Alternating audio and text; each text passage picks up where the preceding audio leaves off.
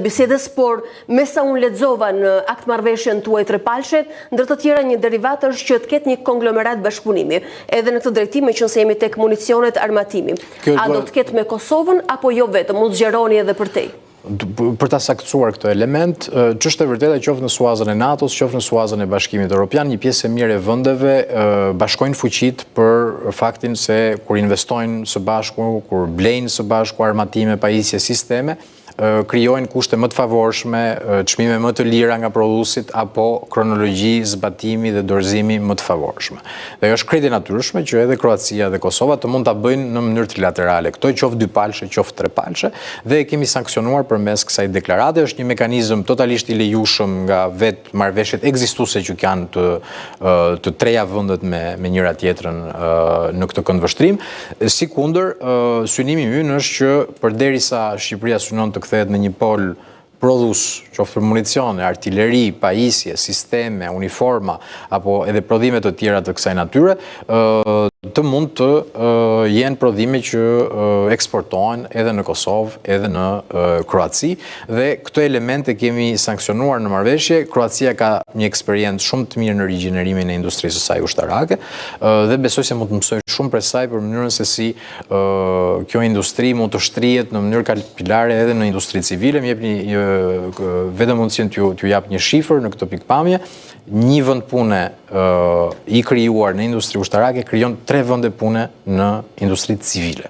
Pra impakti në një ekonomi për një linjë prodhimi që mund të konsiderohet modeste është shumë fish kur me puna ke të gjitha kompanitë mbështetëse, shërbimet që i ofrohen një industrie si kjo që në këtë rast, a do të ktheheshim dhe përktheheshim realisht në një kërcënim serioz për Serbinë dhe Beogradin zyrtar, që në fakt në 2024 ka investuar 740 milion euro vetëm në armatim dhe në mbrojtje, me 2 rezerva të tjera që ishin 2 paketa 150 dhe 400 milion, pra një siguri dhe investimi jashtëzakonshëm të drejtim, dhe ka në fakt 200 kompani të cilat prodhojnë pikërisht në këtë fushë. A do të kemi shansin të bëhemi konkurrues minimalisht?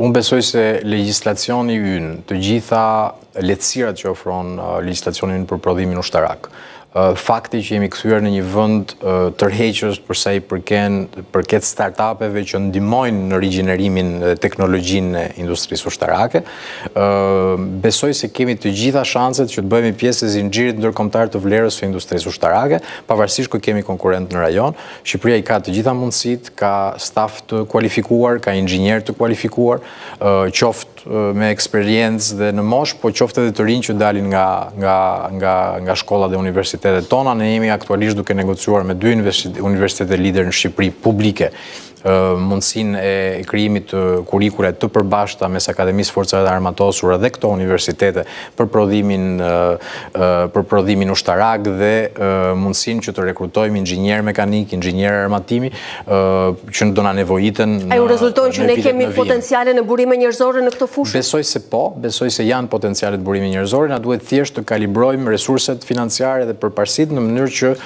bankat e universiteteve shqiptare të prodhojnë sipas prioriteteve që kemi vendosur ekonomistë tonë. Zotëvengu, kur flasim për buxhetin e mbrojtjes, sigurisht që automatikisht e përkthejmë në buxhet të sigurisë së vendit, dhe besoj se ky është interpretimi që kanë dhe qytetarët që na ndjekin, për qetësinë dhe për sigurinë e tyre. Në fakt Shqipëria e ka rritur buxhetin e mbrojtjes që nga 99 kur ka marrë plan of membership në atë kohë, që sigurisht është një plan i cili i dha garancinë e rritjes nga viti në vit. Nëse po shifja historikun, ishin 2 periudha që ne kemi pasur rritjet më të mëdha.